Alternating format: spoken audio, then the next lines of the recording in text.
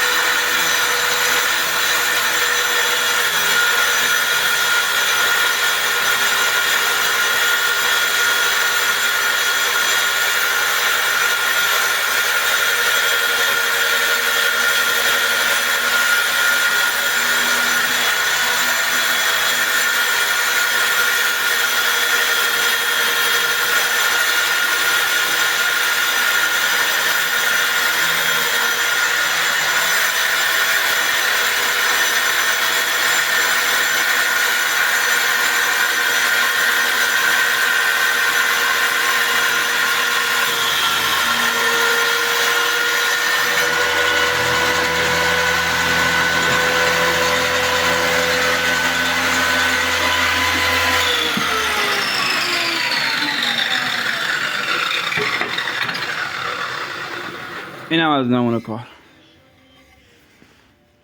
عالی.